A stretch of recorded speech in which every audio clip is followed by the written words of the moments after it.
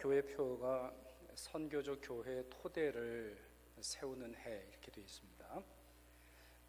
첫 단어가 선교이다 보니까 우리 올해가 선교에 대한 초점을 맞추리라고 예상을 많은 분들이 하고 계세요. 그래서 선교팀도 다른 때보다 더 많이 보내나 아니면 선교에 대한 재정을 더 많이 늘리나 이렇게 생각을 하시는데, 어떻게 보면 핵심은 교회에 있습니다.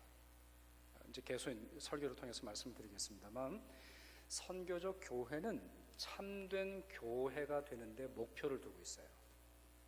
그러니까 선교 프로그램 아니면 선교 전략을 새롭게 뭔가를 해서 활동하는 데 있지 않고, 교회가 교회다우면, 성도가 선교다우면, 그리스도인들이 그리스도로 충만하게 된다면 바로 그것으로 선교적 삶이 된다라고 하는 것을 여러분하고 계속 오래 나누려고 합니다. 그래서 우리 연초부터 교회에 대한 말씀을 드리죠. 교회, 특별히 니케아 콘스탄티노플에서 고백하는 4개의 속성에 대한 말씀을 드렸어요. 드리고 있죠. 우리 하나의 교회, 거룩한 교회. 오늘은 3번째 시간 보편적 교회입니다. 다음 주에는 이제 사도적 교회, 조금 더 이제 선교와 관련되어 있는 내용으로 이제 내용이 이제 확장될 예정에 있어요. 보편적 교회다, 교회의 보편성이다. 아주 심플하게 말씀드리면 교회는 여러분들의 생각보다 훨씬 큽니다. 그리고 교회의 존재는 여러분들의 기대 이상으로 거룩하고 광범위합니다. 그리고 또 하나, 교회의 사명과 교회의 사역은 만물을 향해 있습니다. 만물. 조금 전에 우리 이 골로새서 말씀을 읽을 때 만물이라고 하는 단어가 계속 나오는 것처럼, 교회의 사명은 단순히 죄인들 아니면 국경을 넘는 정도가 아니라 모든 피조물들을 향해 있는 것을 일컬어서 교회의 보편성이다, 이렇게 설명을 하는 것이죠. 여러분들 사도신경을 매 예배 때마다 고백을 하시죠. 근데 그 사도신경에 이런 내용이 나와요. 성령을 믿사오며 거룩한 공회를 믿사오니, 이런 내용이 나옵니다. 공회가 뭡니까? 공회, 바로 여기에 이 단어의 교회의 보편성, 교회 존재의 보편성, 교회 사명의 보편성을 아주 잘 담아두고 있는데요. 한자로 먼저 좀 설명을 드릴게요. 저희가 어떤 분은 영어로 익숙하시니까 영어로, 또 한자로 익숙하신 분은 이해하시기 쉽게 이제 한자로 설명을 드리면, 공회라고 할 때, 자, 이공이 아닙니다. 그럼 어떤 공입니까? 그 다음 공입니다. 뭔 차이가 있어요? 집에 가서 여러분들이 잘 공부를 해보시면 좋겠습니다. 뒤에 것만 설명을 드릴게요. 시간이 없으니까. 이 공자가 이제 공무원, 공직자, 공공의 할 때 이제 이 단어를 쓰는 거예요. 앞에 그 공자는 함께 하다, 함께 참여하다라고 하는 그런 의미를 갖고 있다면, 이 단어는 두루두루 넓게 퍼져 있는 여러 공공의 유익과 공공의 존재를 아우르는 그런 단어로 쓰이는 것이죠. 그러니까 공회는 우리가 믿는 어떤 믿음이 이제 공회에 있는데, 그 공회는 뭐예요? 두루두루 퍼져 있는 교회예요. 우리는 그 교회를 믿어요. 내 지역교회, 내가 출석하는 교회, 오타와 한인교회, 여러분들이 그 전에 다녔던 지역교회도 당연히 믿죠. 그러나 그것 이상으로 더 넓은 교회가 있다라고 하는 사실을 우리가 믿음으로 고백합니다. 영어로는 조금 더 명료하게 설명이 될 수 있는데, 우리 영어권이 아니니까 이게 좀 오해를 일으켜요. 영어로 보면 라틴어 그대로 가져왔는데 가톨릭 교회를 믿는다, 이렇게 되어 있어요. 가톨릭. 정확하게는 이제 소문자로 써요. 대문자로 쓰지 않아요. 대문자로는 로만 카톨릭이라고 할 때는 이제 대문자로 씁니다. 우리 로마 천주교회를 의미하는 것인데, 저희 사도신경에는 로마 천주교회를 믿는다라는 뜻이 아니라 보편적 교회가 있음을 믿는다라는 뜻에서 소문자로 쓰죠. 그래서 미국 개혁교회, 미국에 있는 리포먼드 처치의 그 신조 해설서를 보면 사도신경에 이 가톨릭이라고 하는 단어에 풋노트가 있어요. 그 풋노트가 이렇게 되어 있습니다. 제가 번역을 해드리면, 모든 시간과 모든 장소에 참된 기독교인의 교회다. 이런 교회를 우리가 믿는다 이렇게 되어 있어요. 영어로는 The true Christian church of all times and all places. 어떤 하나의 시간, 뭐 옛날에는 뭐 교회가 별로였어 이렇게 말할 수가 없고, 또 우리 교회만 진짜 교회야 이렇게 말할 수 없는 The true church가 있다는 거예요. 매우 신비로운 교회죠. 매우 신비로운 교회론이다 이렇게 말씀을 드릴 수 있는데, 이 보편적 교회는 다른 교회의 모든 속성처럼 그리스도에게서 옵니다. 그리고 당연히 성경에서 오는 거죠. 성경에 있는 내용을 좀 말씀드리면 여러분들이 더 잘 이해하실 수 있을 것 같아요. 주님께서 베드로에게 그 신앙 고백을 확인하신 후에 다음과 같은 말씀을 하세요. 마태복음 16장 18절이죠. 자, 이 말씀 우리 같이 한번 읽어볼까요? 같이 읽습니다. 시작. 내가 이 반석 위에 내 교회를 세우리니 음부의 권세가 이기지 못하리라 했어요. 이제 로만 가톨릭 교회와 우리 개신교회의 성경 해석의 가장 결정적 차이가 여기서 나오는 거죠. 로만 가톨릭 교회는 이 반석을 베드로 개인으로 봅니다. 그러나 저희는 그렇게 보지 않아요. 이것은 신앙 고백이에요. 개인이 어떻게 반석이 될 수 있어요? 개인이 반석이 될 수 없어요. 그리고 그렇게 뭐 가능하다 할지라도 성경의 다른 가르침과 충돌을 일으켜서 우리는 그렇게 이해할 수 없습니다. 주님은 올바른 신앙 고백이 있는 곳 위에 교회를 세우세요. 근데 그 교회 어떤 교회예요? 뭐라고 되어 있어요? 네 교회 이렇게 되어 있나요? 아니에요. 내 교회를 세운다 하셨어요. 주님의 교회예요. 어떤 지상의 교회도 사람의 교회가 아니에요. 그러니까 뭐 교회 시스템을 어떻게 하든, 뭐 로만 가톨릭처럼 이 수직적인 제도를 가지고 있든, 아니면 회중교회처럼 각 성도들이 각자가 갖고 있는 권리를 통해서 운영을 하든, 교회의 주인은 오직 한 분이세요. 오직 주 예수 그리스도만 교회의 주인이 되십니다. 오직 그분만 내 교회다 이렇게 말할 수 있는 것이죠. 주님은 결코 베드로의 교회다 이렇게 말씀하지 않으셨어요. 요한의 교회다 이렇게 설명하지 않으셨다는 거죠. 요한계시록을 보면 수신자들이 나옵니다. 이 요한계시록을 보낼 때 첫 번째 이 요한계시록을 받았던 7 교회들이 나와요. 그렇죠? 그래서 요한계시록 1장에서부터 3장까지 이 교회의 각각의 특성이 나옵니다. 어떤 교회는 혼나기만 해요. 어떤 교회는 칭찬만 있어요. 어떤 교회는 칭찬도 있고 혼나기도 해요. 각자의 처지가 다른 거예요. 각자의 상황이 달라요. 각자의 믿음의 수준이 달라요. 각자의 도전이 달라요. 각 교회들이 경험하는 그 위기의 상황이 달라요. 그러니까 각각의 교회가 있다는 것을 볼 수가 있어요. 그러나 제가 하나의 교회를 설명을 드릴 때 요한계시록 19장에 나오는 어린 양의 혼인잔치의 내용을 통해서 말씀을 드렸는데 기억하세요? 그때 교회는 신부 한 명으로 소개하고 있어요. 그러니까 결정적 하나님의 구원의 역사가 나타날 때 구원의 마지막 단계에 있어서는 모든 교인이 한 교회의 교인이 돼요. 마치 하나의 교회가 한 분 예수 그리스도의 신부가 되어서 혼인잔치를 하는 것 같은 그러한 모양으로 요한계시록은 설명하고 있다는 것이죠. 그래서 요한계시록을 읽어보면 이 두 가지가 함께 공존을 해요.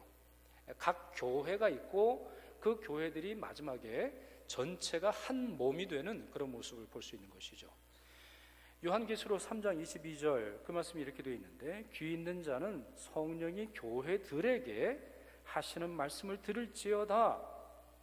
자, 귀는 누구에게? 각 교회들에게, 모든 교회, 모든 성도들, 모든 교인들이 자기 귀를 열고 각자 주님의 말씀을 들어야 돼요. 그리고 목표를 어디로 둬요? 그리스도의 거룩한 신부가 되어서 한 교회, 보편적 교회, 더 넓은 교회가 마지막 구원의 완성의 단계로 나아가도록 하는 것을 소망하면서 살아야 되는 것이죠. 마지막으로 또 하나 예를 들어볼게요. 이거 조금 더 쉬운 예를 들어볼게요. 지금 마태복음 16장에 있는 말씀, 또 요한계시록에 있는 말씀을 통해서도 이제 보편적 교회의 모습, 회원이 교회 회원이라고 하는 것이 지역 교회만이 아니라 더 넓은 회원들이 포함되어 있다라고 하는 것을 이제 말씀드렸는데, 열왕기상 19장을 보면 이 보편적 교회의 중요한 특성 하나를 우리가 발견할 수 있어요. 여기는 어떤 내용이냐면은 엘리야가 도망치는 장면이 나옵니다. 엘리야가 그 당시에 우리 왕비죠, 그 아합 왕의 부인의 협박을 받아서 도망을 쳐요. 그리고는 이제 하나님께 하소연을 합니다. 하나님께 하소연하는 내용 중에 핵심은 뭘까요?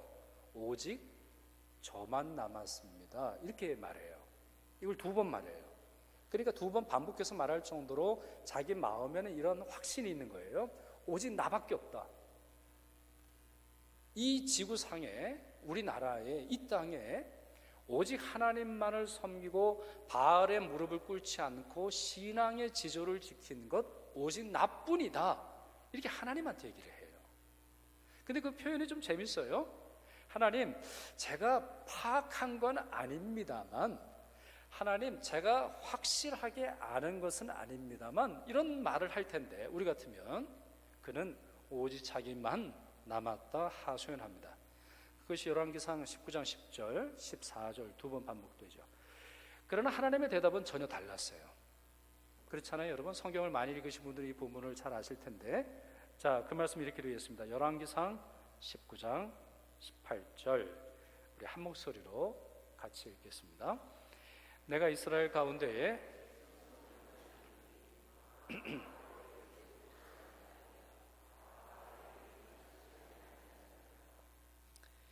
일과 7천은 차이가 나도 너무 큽니다. 저희 교회 우리 통계청 다니시는 분들이 많으실 텐데, 공무원이 이렇게 발표하면 이거 큰일 나는 거죠. 네? 그곳에 하나님의 백성 1명이다라고 발표를 했는데요, 알고 보니까 7,000명이에요.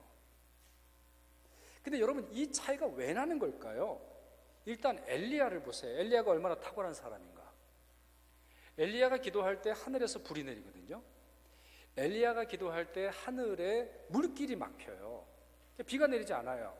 또 엘리야가 기도할 때 하늘에서 폭우가 쏟아지죠. 그의 기도는 강력했어요. 그의 계시는 하나님의 영감을 사람들에게 전하는데 부족함이 없었어요. 그런데 그와 같은 엘리야의 눈에 보이지 않는 신앙의 공동체가 있었다는 거예요. 오직 자기만 있으리라고 생각을 하지만 아니었어요. 하나님의 계획, 하나님의 역사는 7,000명이라고 하는, 비록 눈에 보이지 않는다 할지라도, 이 말씀이 뭐라고 되어 있어요? 모두 바알의 무릎을 꿇지 않은 자가 7,000명이나 된다 말씀하고 계세요. 그러니 신앙이 좋은 사람의 감각, 신앙이 좋은 사람이 생각하는 어떤 생각보다 더 신비하고 더 광대하고 더 큰 신앙의 공동체가 있음을 이해할 수 있죠. 사실 이걸 깨닫지 못하면 창세기는 해석할 수 없어요.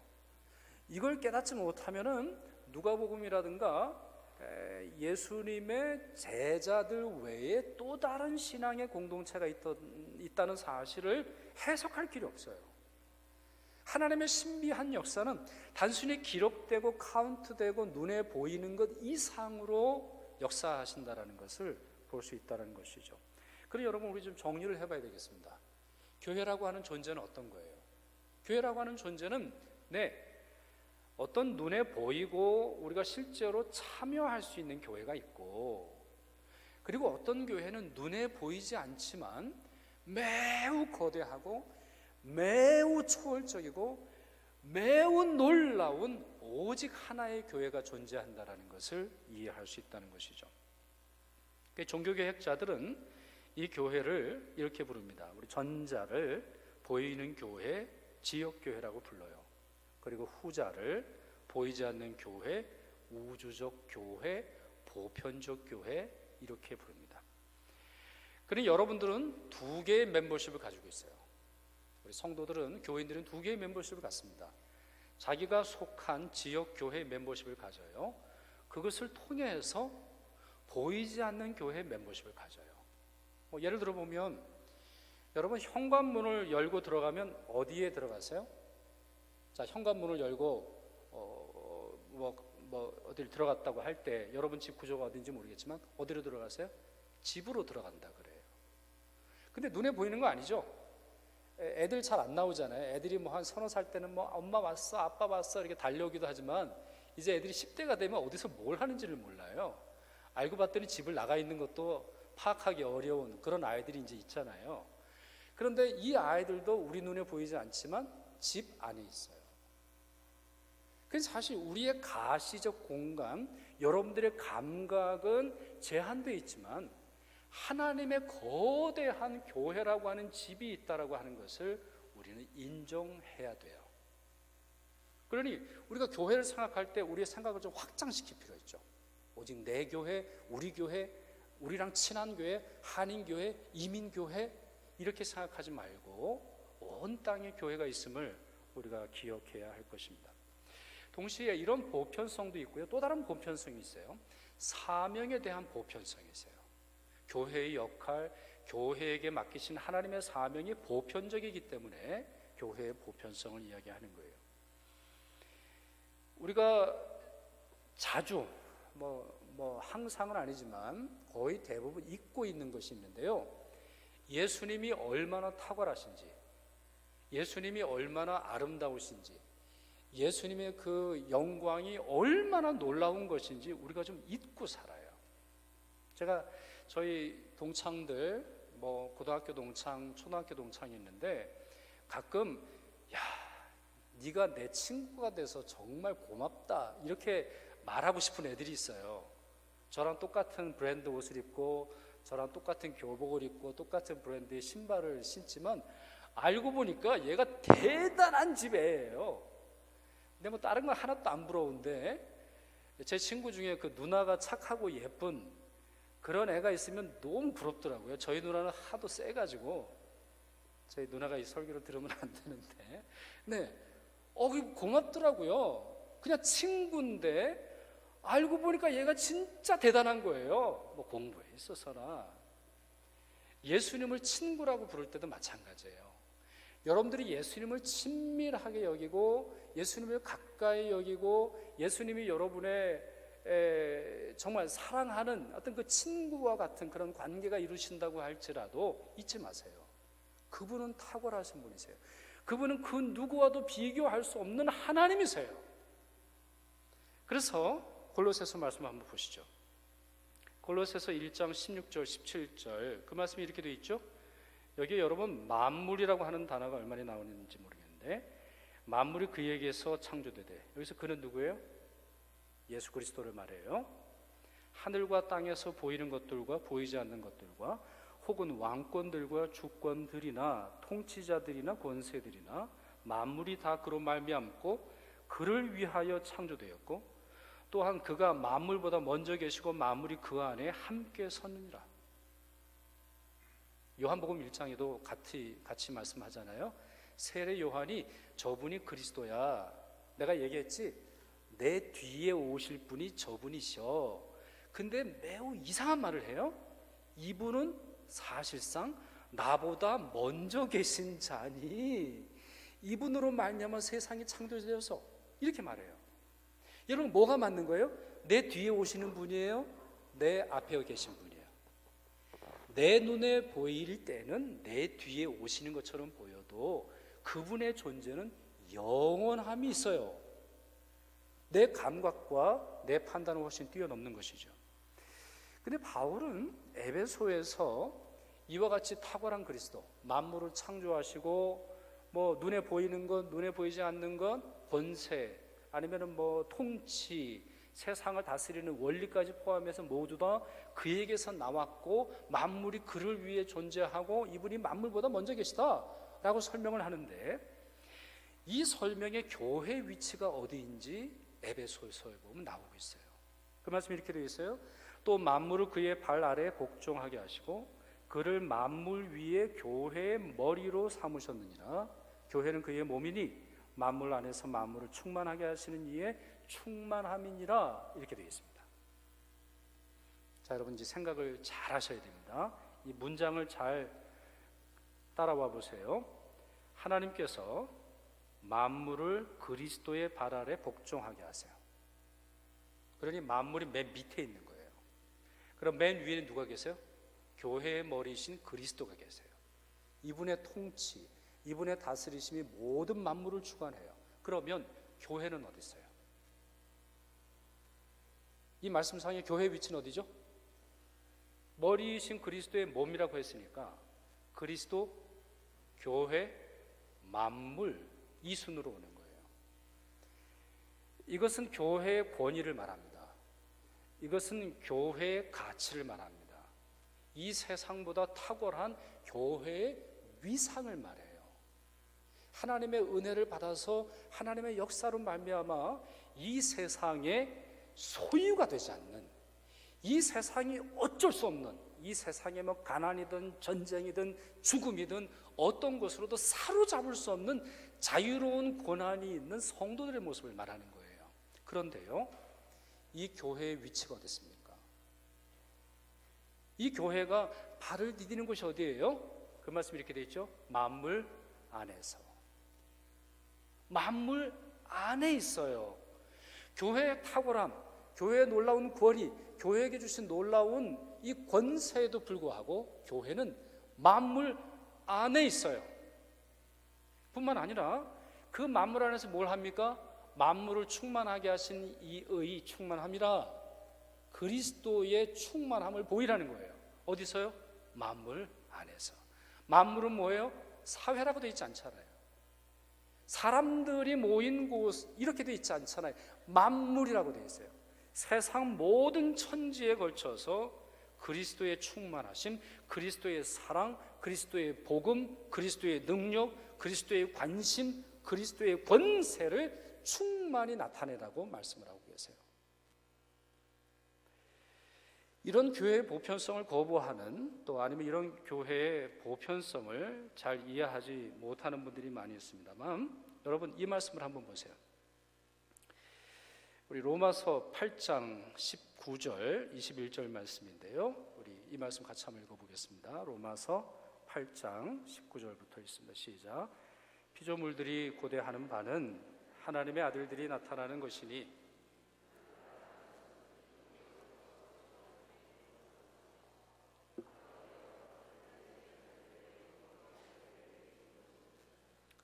자, 누가 고대합니까? 앞에 페이지죠. 앞에 페이지. 누가 고대해요? 누가 하나님의 아들들을 기다려요? 누가 하나님의 자녀가 있는 교회를 기다립니까? 누가 하나님의 백성들이 기다려요? 피조물이라고 했어요. 죄인을 넘어서는 거예요.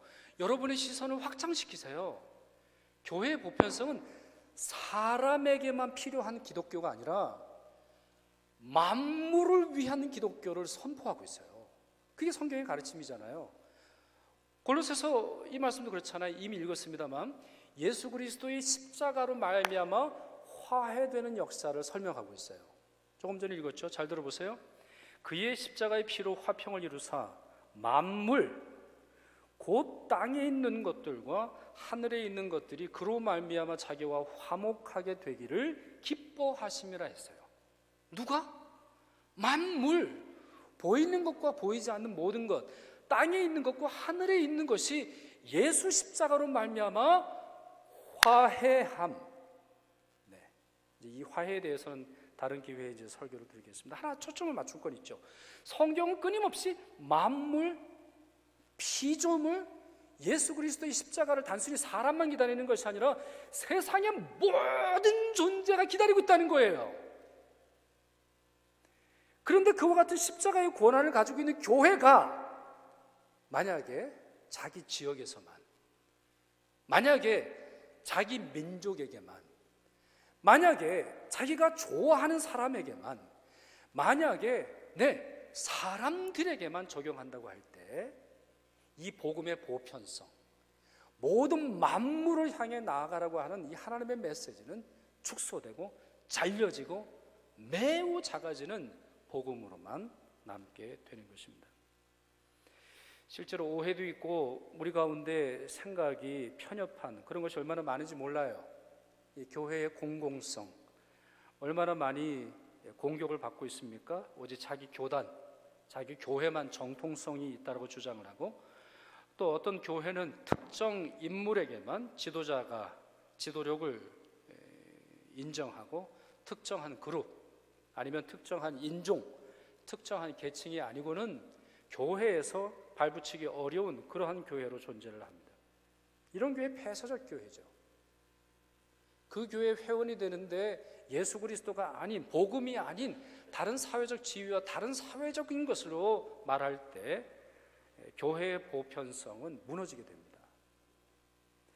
지역교회의 존재를 거부하는 교회들도 있죠. 무교회주의자들.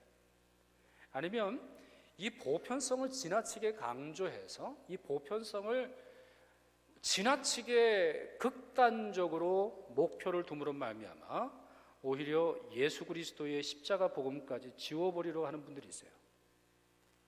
더 많은 사람들이 오고 더 많은 사람들이 마음 놓고 교회에 오기 위해서 복음도 지우고 예수도 지우고 예수 그리스도의 십자가의 권한도 지우고 예수 그리스도께서 모든 만물의 구주가 되시는 것도 지우려고 하는 보편주의자들이 있어요. 아니죠. 성경은 그런 보편성을 말하는 것이 아니라 그리스도 복음의 진리 가운데서 모든 이에게 열려있는 사랑의 복음을 우리에게 가르쳐 주고 있습니다. 저는 특별히 로잔 언약이 우리가 취해야 할 행동을 잘 설명하고 있다고 생각합니다. 여러분들에게 여러 차례 말씀을 드렸는데요. 1974년에 세계 복음주의자들이 이 로잔에서 모여요. 스위스 로잔이라고 하는 곳에서 모여서 하나의 목표를 의논을 해요. 어떻게 모든 사람들에게, 모든 인류에게 복음을 전할 수 있는가 논하게 되는데, 그 결론으로 6개의 단어를 결정을 합니다. 로잔 무브먼트 아니면 로잔 언약이라고 불리는 이 스테이트먼트, 이 운동의 핵심이 6개의 단어에 있어요. 자, 그 말씀이 이렇게 되어 있습니다. 온 교회가 온 세계에 온 복음을. 온이라고 하는 걸 모든이라고 넣어도 돼요. 모든 교회가 모든 세계에 모든 복음을. 풀어서 설명해 볼까요? 대부분의 교회는 자기 교회가 전부인 줄 알아요. 그래서 자기 교회에서 활동하면 그걸로 끝난 줄 알아요. 그러나 주님의 부르심은 모든 교회가 참여하도록 하는 부르심이에요. 그렇기에 My Church에서 열심을 낼 뿐만 아니라 Our Church 그리고 Whole Church, 모든 세계에 존재하는 교회를 향해 우리는 관심을 두어야 됩니다. 또한 My World에서 시작해야죠. 내 지역에서 시작해야죠. 오타와에서 시작을 해야죠. 여기서 살아가는 사람들과 함께 시작을 해야죠. 뿐만 아니라 Whole World, 모든 세계, 단순히 사람들만 아니라 자연 세계를 포함하는 모든 곳에 이르기까지 교인들은 기독교 정신을 실현해야 돼요. 사실 여러분, 생태계가 파괴되고 있다고 하는 사실은 여러분이 끊임없이 들으실 거예요. 근데 우리는 어떠한 조치, 어떠한 행동도 하지 않습니다. 예를 들어서 전쟁이 났다고 쳐보세요, 여러분. 전쟁이 났으면 일상의 도덕, 일상의 윤리, 일상의 시스템은 다 뒤로 물러나가요. 그래, 전쟁이라고 하는 그 목표에 모든 국민, 모든 사람들, 아이들까지 동반되어서 그 전쟁에 참여하도록 되어 있어요. 근데 여러분, 이미 여러분들이 신문상에 여러분들이 느끼는 대로 이렇게 확산되는 질병, 이렇게 확산되는 전염병에서 아셔야 돼요. 지금은 지구는 불타오르고 있어요. 하나님의 아들들을 기다리는 피조물들이 점점 사라지고 있어요.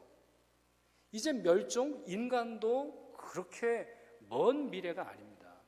하나 예를 들어보면, 제가 한국에 좋아하는 프로그램이 한국인의 밥상이에요. 그걸 보면 마음이 좀 치유가 돼요. 한국인의 밥상을 보면은 지금 뭐 제주도에서 뭘 먹습니다 하면 그냥 그 한 시간만큼은 막 영혼이 좀 치유되는 그런 경험을 하는데, 거기 보면 이런 얘기를 많이 하더라고요. 그 예를 들어 할머니들이 나오셔서 옛날에는 기름이 없었대요. 옛날에는 음식을 할 때 튀김도 없었고, 옛날에는 뭐 지짐을 하려고 해도 뭐 참기름 한 방울 넣고 그걸 지졌다는 거예요. 근데 여러분, 지금 기름이 얼마나 많이 남아요? 얼마나 여러분 기름을 많이 드세요? 여러분이 사용하는 그 음식 재료 중에 기름이 얼마나 많이 있어요? 얼마나 사탕이 귀합니까? 설탕. 옛날에 그 설탕 한번 퍼먹다가 혼난 적이 한두 번이 아니에요. 다방 같은 데 가가지고 막 그거 퍼먹고 뭐 막 그랬잖아요. 여러분 안 그런 척 하시지만 그게 다 어디서 오는 거예요? 피조물들의 망가짐 속에서 오는 거예요. 왜 아마존이 불탑니까? 거기에 콩을 기르기 때문이에요. 왜 거기에 콩을 기릅니까? 그 콩, 유전자 조작을 해서 만든 그 대규모 생산된 그 콩으로 여러분들 서구의 미국인들, 중국인들, 캐네디언들, 한국인들 잘 사는 나라들의 기름을 대는 거예요. 실제로 증명할 수 있어요. 여러분들이 살아가는 대부분 가격이 내려가잖아요. 누군가의 죽음을 통해서 되는 거예요. 하나님의 아들들 정말 고대하고 자기들이 다시 예수 그리스도의 십자가로 말미암아 너희들이 받았던 구속의 역사, 자유케 됨의 역사를 우리에게도 달라고 하는 그 외침을 무시하는 결과로 여러분들은 풍요롭게 살아가고 있어요. 얼마나 풍요로운지 몰라요. 기름이요, 뭐 먹는 기름, 뭐 타는 기름, 뭐 나무요, 옷이요, 누리는 거요. 과거에 왕도 누리지 못하는 삶을 여러분들은 누리고 있어요. 이유는 어디서 옵니까? 교회의 보편성, 복음의 보편성이 무너지는 현실을 알면도 불구하고 성도들의 침묵 속에서 그와 같은 문화가 자리 잡고 있는 것이죠.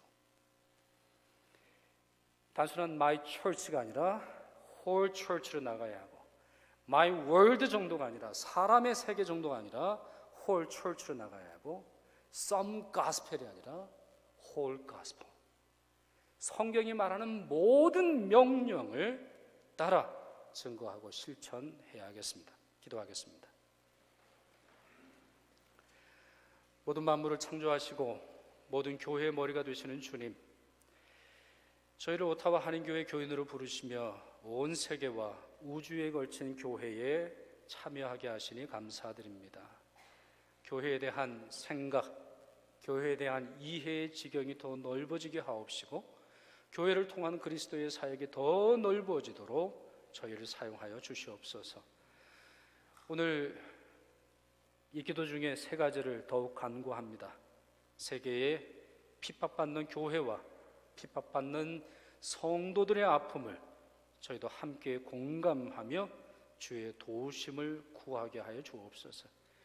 무분별한 개발, 인간의 착취, 더 많은 집을 짓고 더 넓은 집을 누리며 더 많은 것을 누리고 더 많은 것을 소유하고 더 많은 냉장고와 더 많은 것들을 채워넣기 위해서 확장되어져 가는 이 문화를 용서하여 주옵시고 멸종의 위기를 겪고 있는 피조물의 현실을 공감하게 하여 주옵소서. 또한 주님, 교회라고 하는 담장 넘어서 온 세계를 향한 주님의 긍휼, 온 세계를 향한 주님의 사랑을 전하고 나눌 수 있도록 저희를 도와주시옵소서. 모든 만물의 구주가 되시는 예수 그리스도의 이름으로 기도드리옵나이다. 아멘.